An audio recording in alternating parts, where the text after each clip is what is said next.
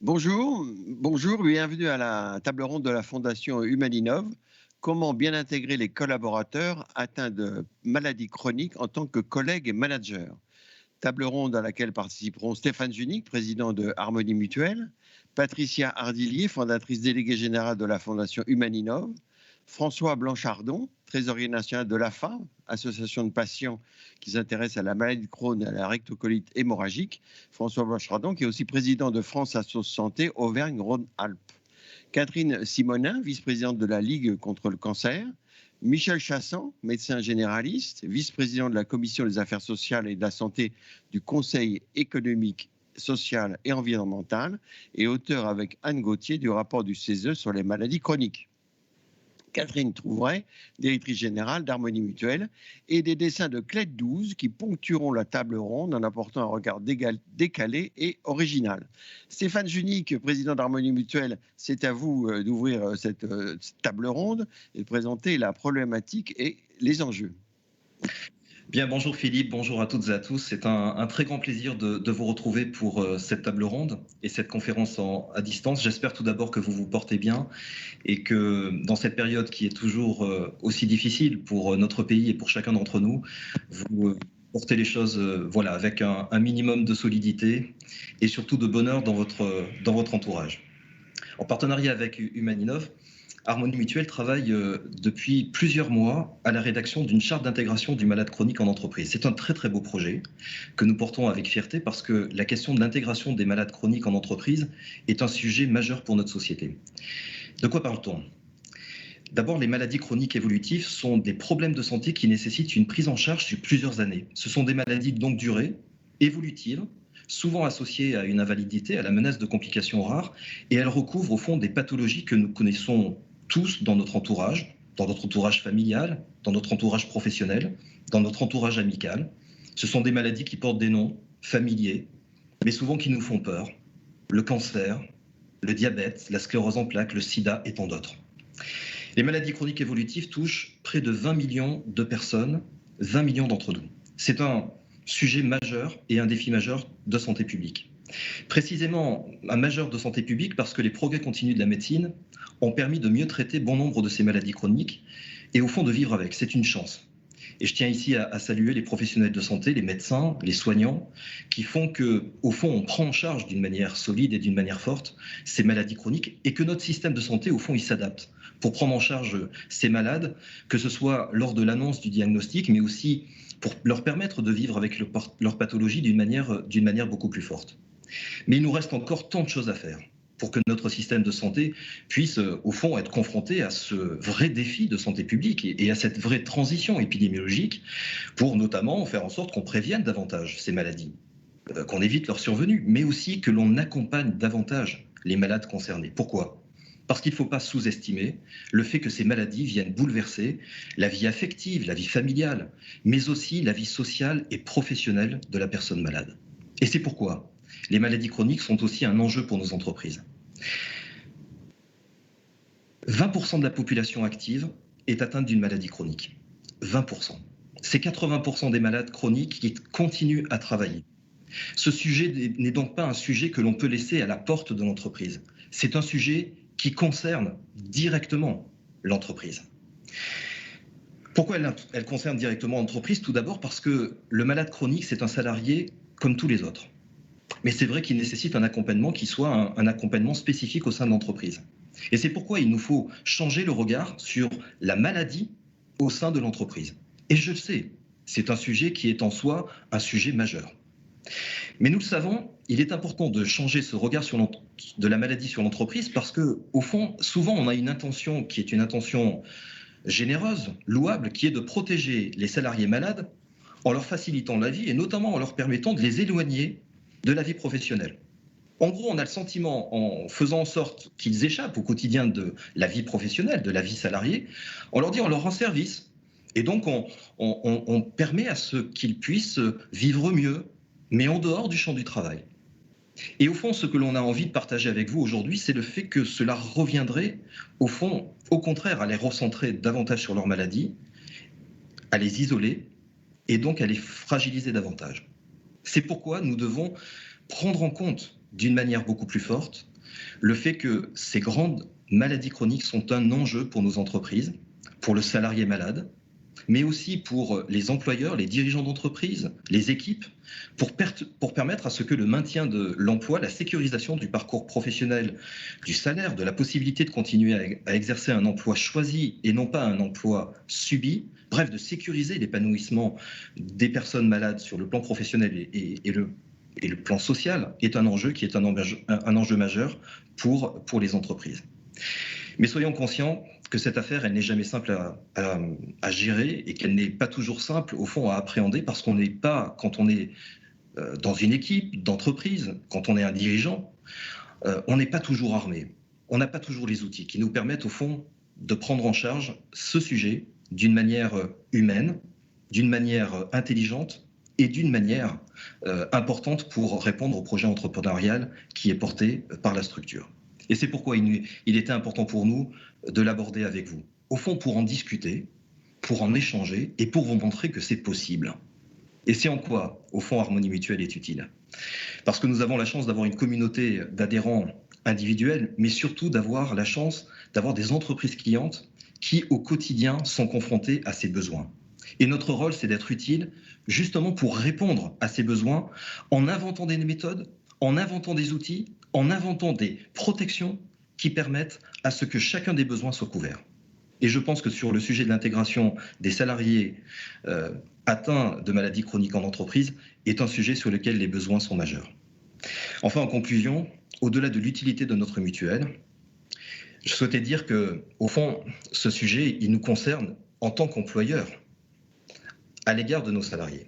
Et c'est pourquoi nous avons fait de ce sujet un enjeu majeur, parce qu'il vient s'inscrire au fond dans la stratégie d'entreprise d'Harmonie Mutuelle, notamment à travers ses objectifs d'être une mutuelle, la première mutuelle handi-accueillante, de pouvoir faciliter l'intégration des personnes qui sont aujourd'hui en situation de fragilité, bref, d'être une mutuelle qui corresponde à ce que nous sommes, une mutuelle humaine et une mutuelle qui soit attachée à ce que l'épanouissement de ces salariés soit une réalité au quotidien.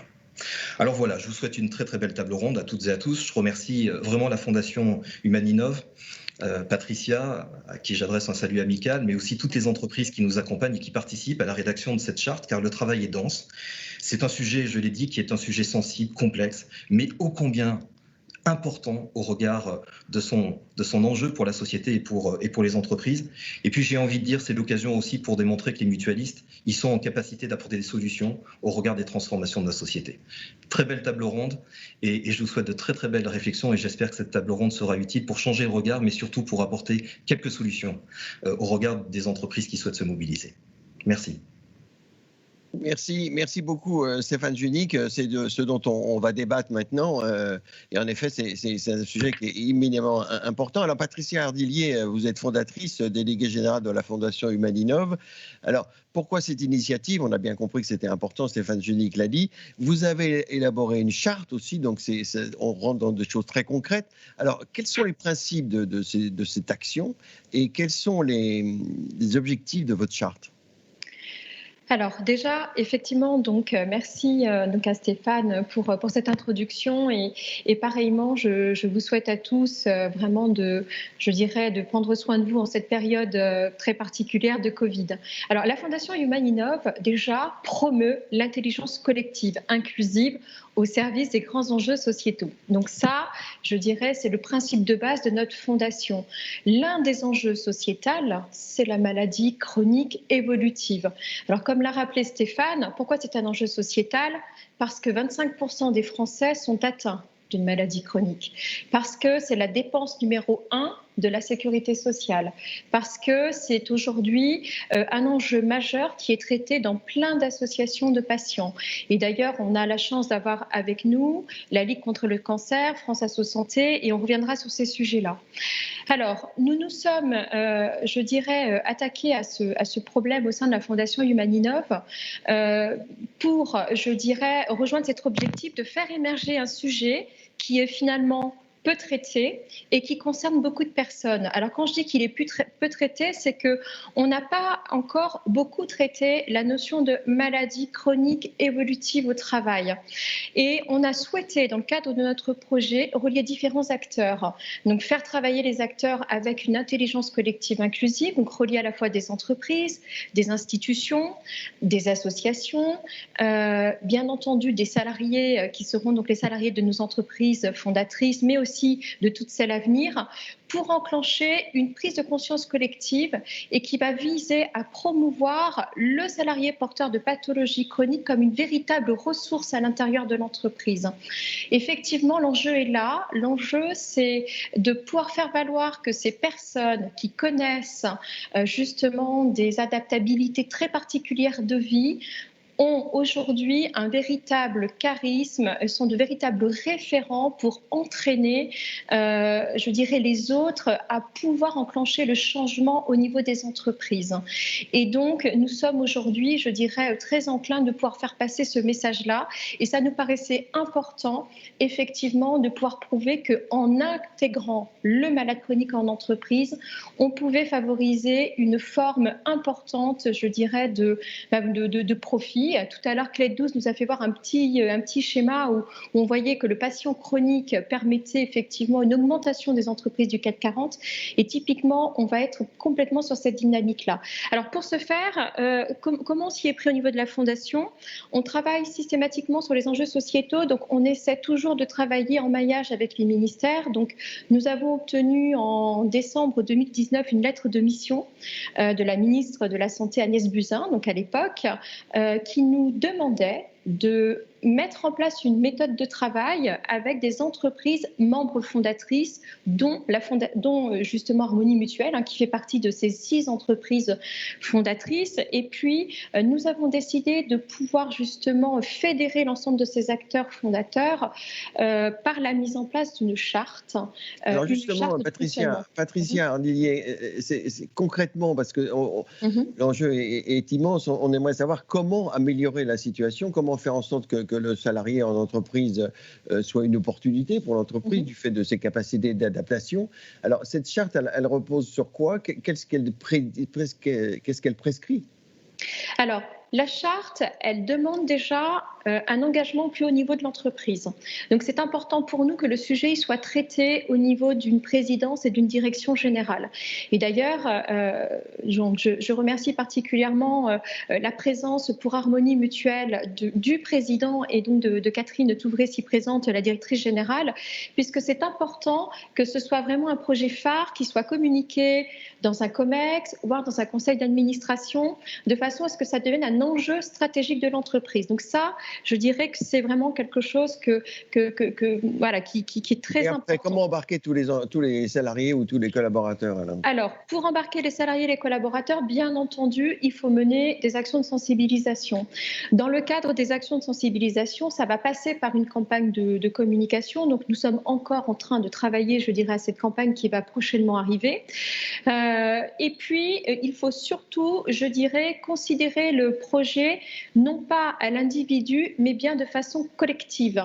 Et c'est tout l'enjeu de la Fondation Humaninov, c'est de travailler sur la gestion de la maladie chronique évolutive de façon collective.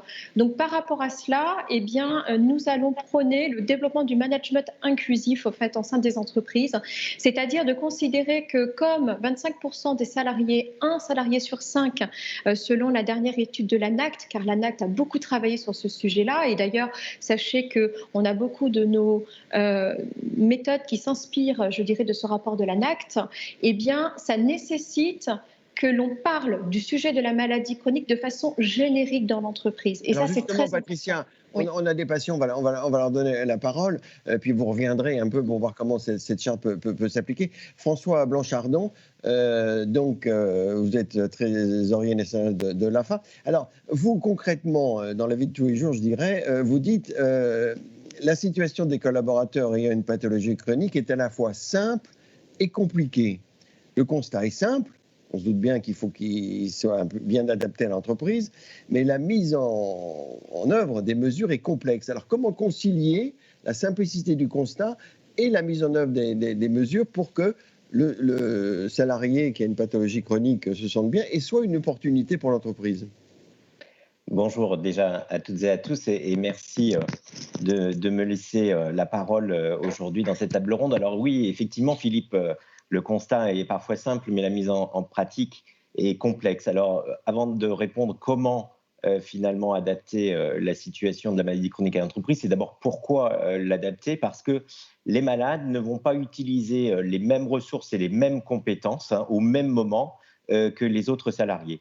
Être atteint d'une maladie chronique, on l'a dit tout à l'heure, c'est osciller entre des moments où on va bien et on peut donner beaucoup à l'entreprise, et puis des moments où on va moins bien et on a besoin effectivement d'avoir des mesures d'adaptabilité qu'on a su développer par ailleurs. Et on voit bien dans la période actuelle que les entreprises sont en capacité d'adapter la situation en fonction de certaines contraintes.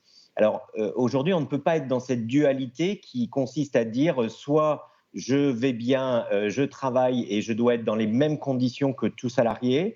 Et deuxième axe, c'est je suis en invalidité, je ne peux plus rien apporter à la société, je ne peux plus travailler.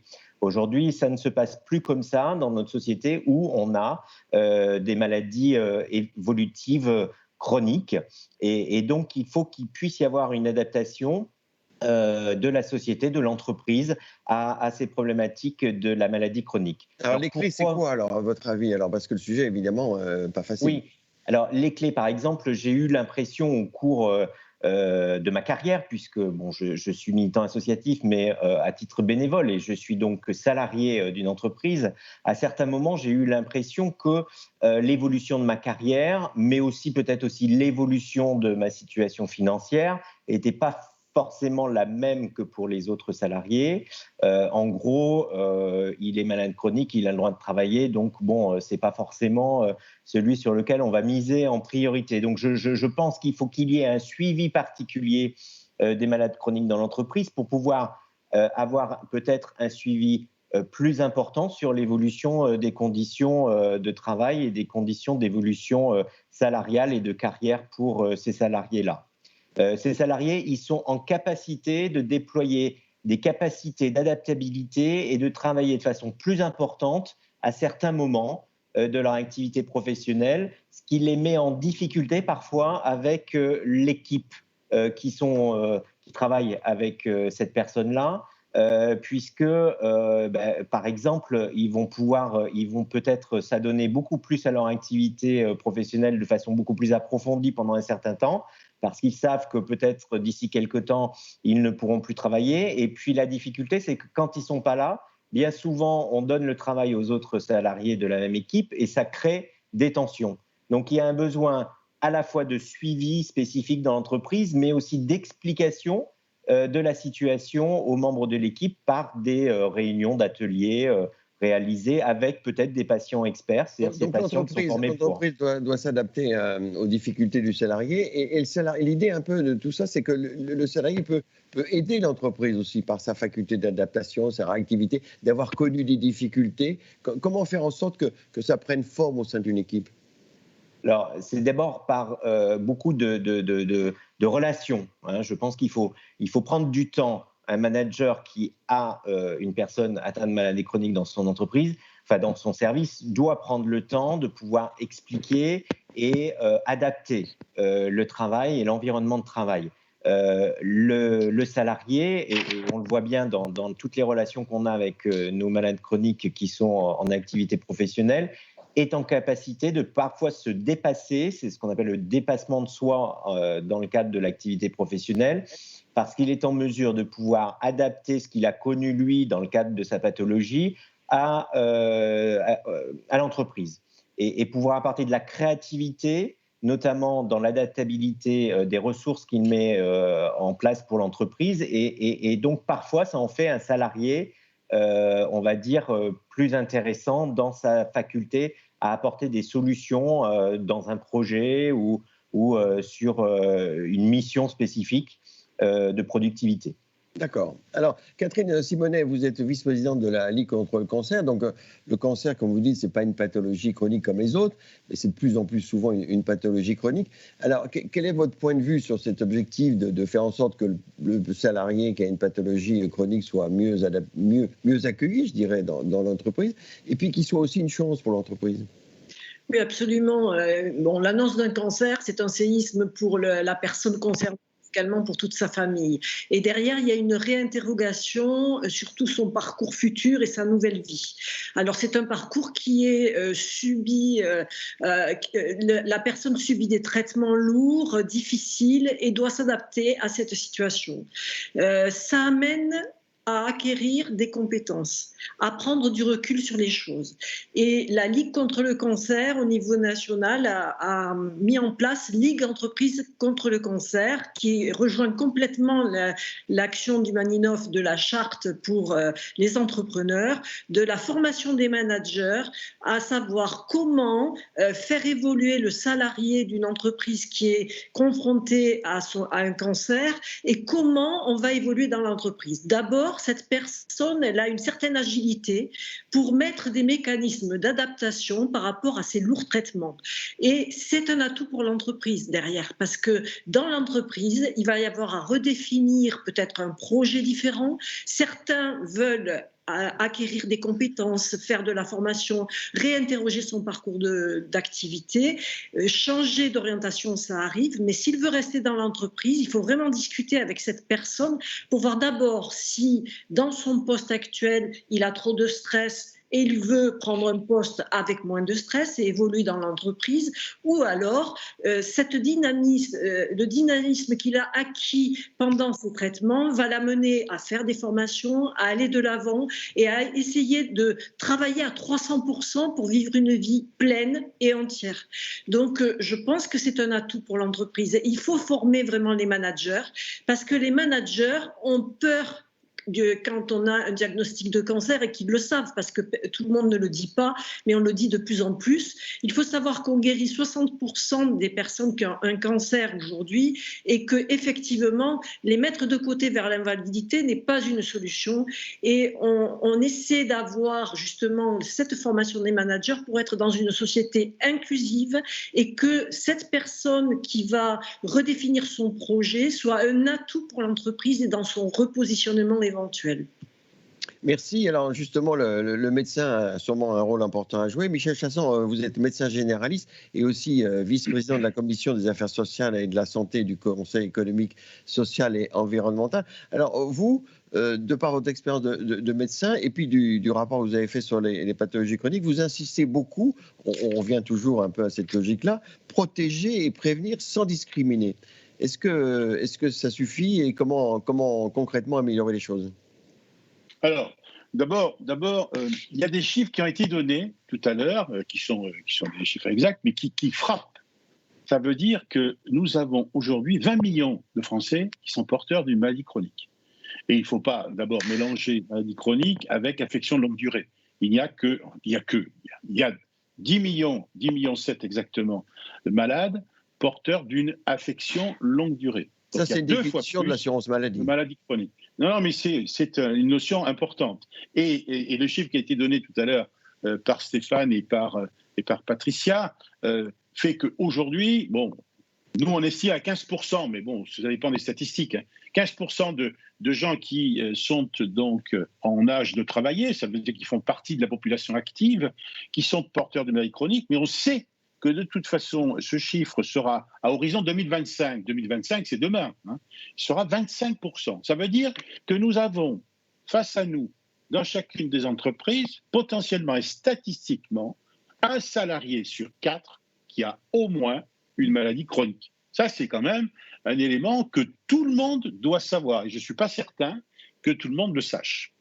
Le deuxième élément, c'est que maladie chronique, bon, il faut savoir ce qu'on parle, il y a une définition, il y a la notion de durée, etc. Bon, bref, en clair, il y a quatre parties, il y a 4 familles. Hein. Il y a tout ce qui concerne les affections cardiovasculaires, hypertension artérielle, etc., c'est 32%. Il y a le diabète, à lui seul, 25% des maladies chroniques. Diabète. Alors évidemment, il y a tous les échelons, entre le diabète léger jusqu'au diabète très grave. Les cancers, madame vient d'en parler, c'est 20%, c'est quand même important, et les affections psychiatriques, 14%. Quand je dis affections psychiatriques, c'est affections psycho-psychiatriques, ce n'est pas uniquement, évidemment, les grosses pathologies psychiatriques. Donc, on est face à une mutation épidémiologique qui est absolument majeure, parce que des pathologies qui jadis étaient des pathologies aiguës sont devenues des pathologies chroniques. Alors, qu'est-ce qu'on fait, Michel Chasson, alors, par rapport à ce constat qui est inquiétant? Je viens à votre question, Philippe. J'y arrive. Et donc, il faut vivre avec. Alors, il faut que tout le monde vive avec. Il faut que les patients vivent avec, évidemment. Et ce n'est pas simple. Parce que quand on vous annonce, et j'ai été sensible à ce que vous venez de dire, madame, effectivement, quand on vous annonce que vous avez un cancer, c'est quand même pas évident à vivre. Bon. Mais il faut donc que vous viviez avec. Mais il faut aussi que la structure dans laquelle vous passez quand même une partie de votre vie importante, qui est l'entreprise, eh bien, soit de nature à pouvoir être inclusive, pouvoir établir un dialogue avec vous et établir un climat de confiance. Alors, ça suppose tout ça, pas mal de choses. D'abord, moi, je pense, franchement, que pour une entreprise, c'est pas forcément un poids d'avoir des malades chroniques salariés, ça peut être une opportunité. Pourquoi ça peut être une opportunité? C'est parce que on note, ça c'est le généraliste qui parle, on note vraiment chez un certain nombre de porteurs de maladies chroniques des facultés d'adaptation souvent exceptionnelles. Ça veut dire que ce sont des gens qui, évidemment, pour pouvoir survivre, pour pouvoir vivre avec leur maladie, pour pouvoir se prendre en charge, ont besoin de s'organiser, ont besoin de mieux comprendre, ont besoin de se documenter, ont besoin de s'ouvrir vers les autres. Enfin, bref, ils font beaucoup plus d'efforts que les gens qui sont, entre guillemets, normaux, c'est-à-dire non porteurs de maladies chroniques. Et donc, ils ont des facultés d'adaptation. Ça veut dire qu'ils peuvent, dans une entreprise, eh bien, s'adapter encore mieux que ne le font les autres salariés. Et donc, moi, je pense que ce n'est pas un fardeau, c'est peut-être une chance pour les entreprises, pour peu, évidemment, qu'on s'y intéresse. Alors, ça veut dire quoi? Ça veut dire qu'il faut adapter les postes de travail dans les entreprises aux salariés, et non pas que le salarié s'adapte au poste de travail. Tout ça, ça a évidemment des conséquences extrêmement lourdes dans les entreprises. On sort d'une négociation à laquelle j'ai participé du début jusqu'à la fin, la négociation de la santé au travail. La santé au travail, c'est un sujet qui, évidemment, nous préoccupe. Et donc, on a trouvé un accord cette nuit qui institue une réforme de la santé au travail qui est importante. Je vais vous en donner 2-3 mots.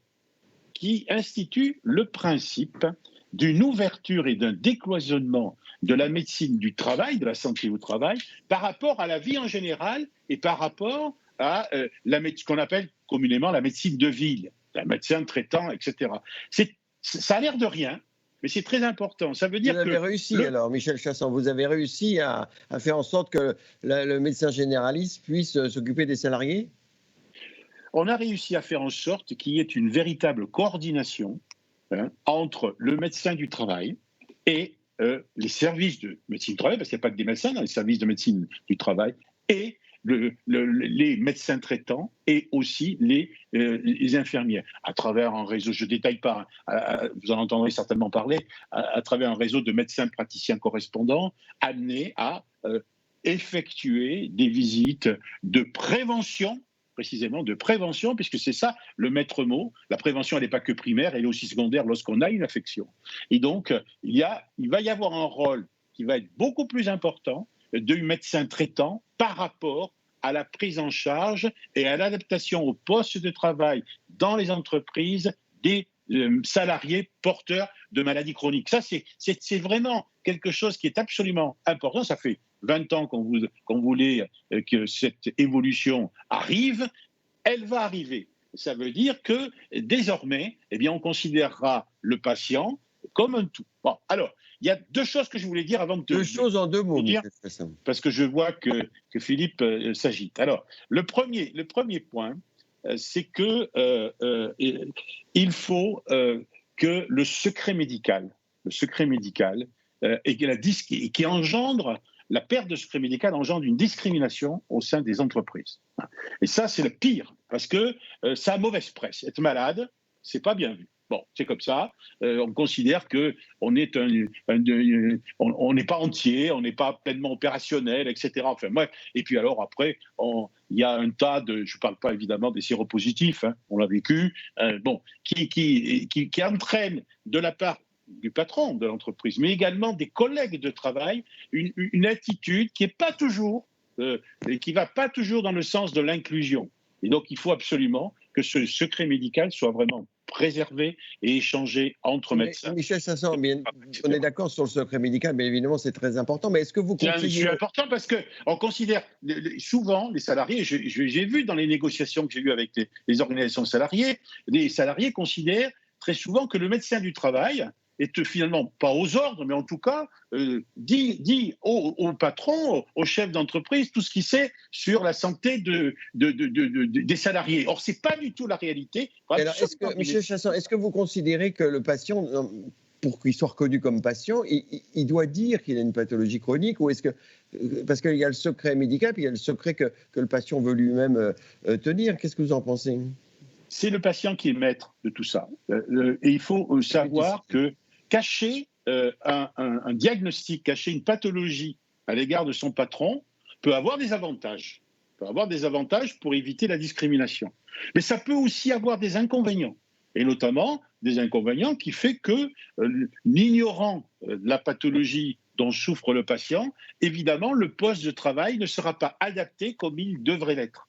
Et donc, il faut manier cet équilibre subtil entre le fait de considérer qu'il faut quand même qu'il y ait un secret et que ce secret médical appartient au patient. Il est dans l'intérêt du patient, il faut le rappeler exclusivement, et pas des professionnels, évidemment, entre ça et le fait qu'on puisse partager avec son chef d'entreprise, avec ses collègues de travail. C'est ce que j'appelle l'inclusion, la confiance et le dialogue. C'est ça. Alors, le troisième point, vous aviez un troisième point. Le troisième point, c'est qu'il ne faut pas résumer nos affaires là uniquement aux salariés. L'entreprise, c'est un tout. Il y a des salariés, mais il y a aussi des travailleurs indépendants.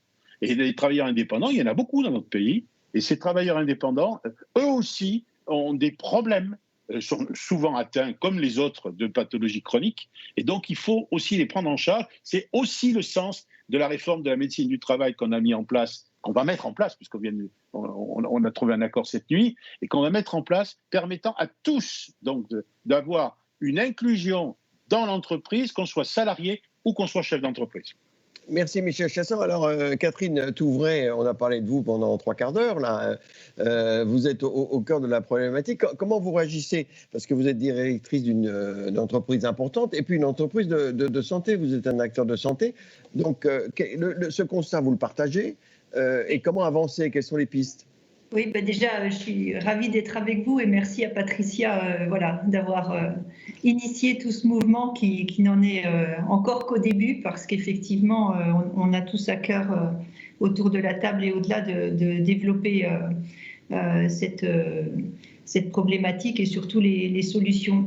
En écoutant les uns et les autres, là, j'ai entendu quelques mots sur lesquels je voudrais réagir. Donc, à la fois, effectivement, en tant qu'employeur, on a un peu moins de 5000 salariés. Donc, si on applique les chiffres qu'ont donnés Michel ou Catherine, on doit en avoir à peu près 800 qui sont en situation de maladie chronique aujourd'hui. Et puis, je voudrais réagir aussi en tant que, vous l'avez dit, acteur de santé. Nous accompagnons 4 800 000 personnes protégées, la moitié en entreprise à peu près. Donc, 65 000 entreprises, 56 conventions collectives. Donc, on a ce double regard avec lequel je souhaite réagir.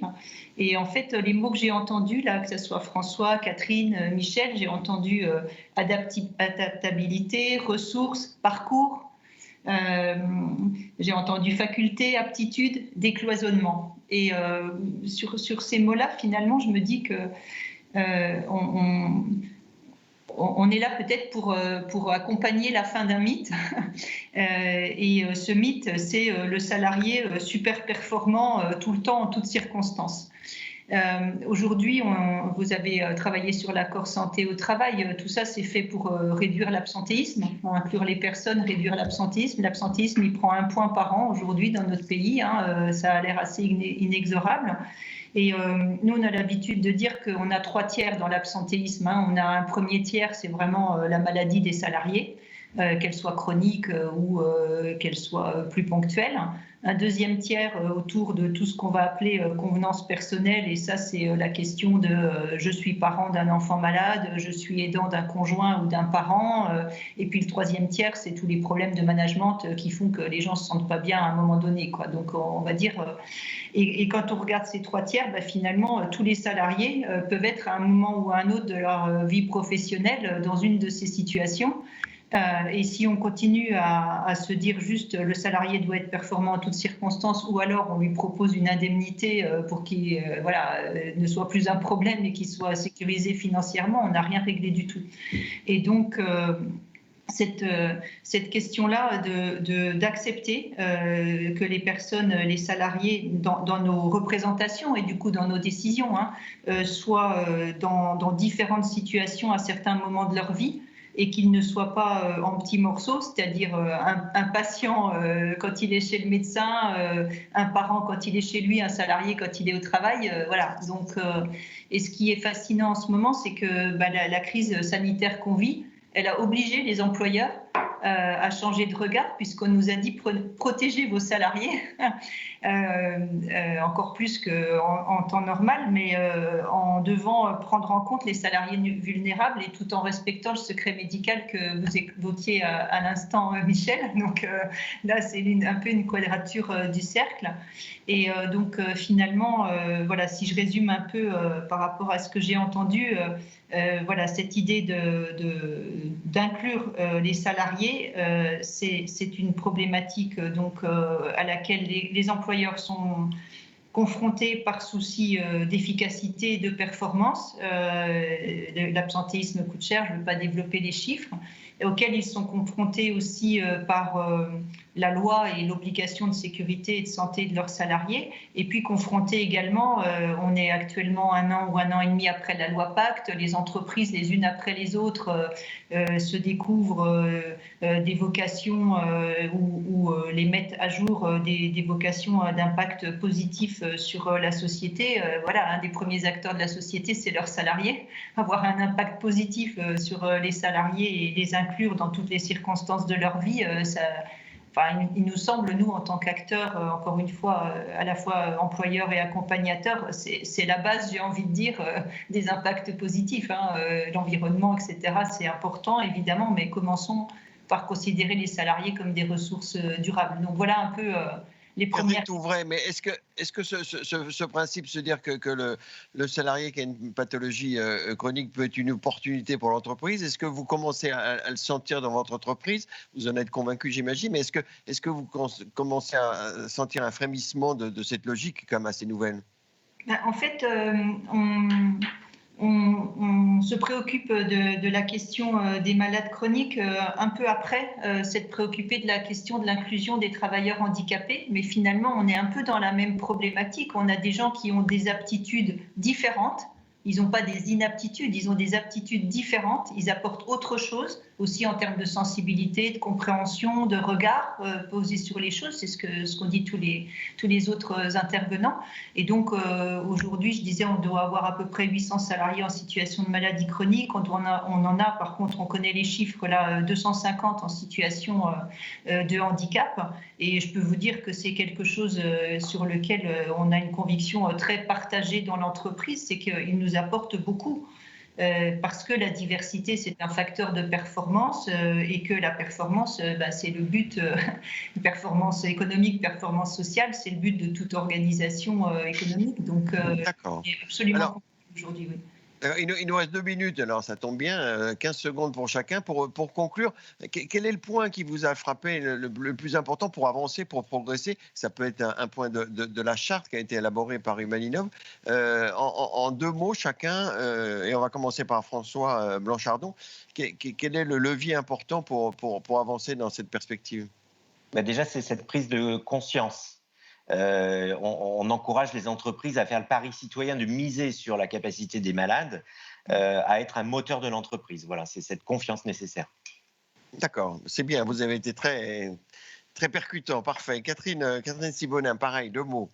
Alors en 2 mots, je dirais résilience individuelle de la personne qui a subi la maladie et résilience qui diffuse sur l'entreprise.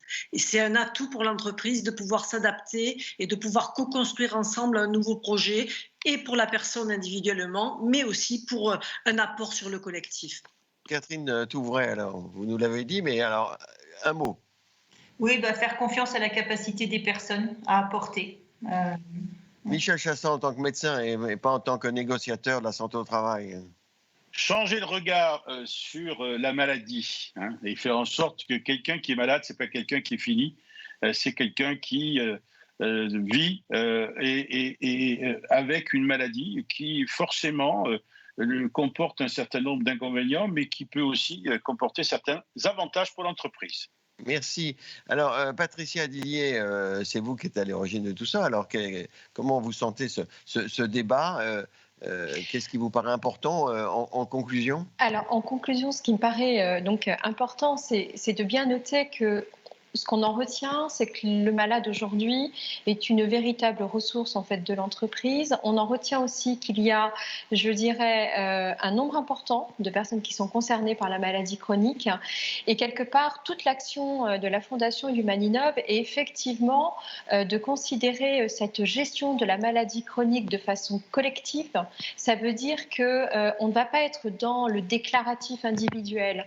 On va préserver, bien entendu, la confidentialité des personnes, mais charge à l'entreprise et au management de considérer que bientôt, 1 salarié sur 5 de ses effectifs sera certainement en situation de difficulté. Voilà, donc le mot de la fin, c'est vraiment que quelque part, il y a une véritable action citoyenne à mener au sein des entreprises. Et cette action citoyenne, elle est notamment portée par une charte.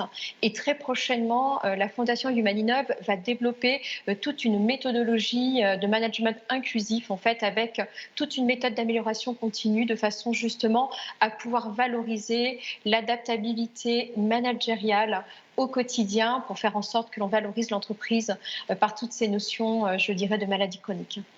Merci. Merci Patricia, merci à toutes et à tous.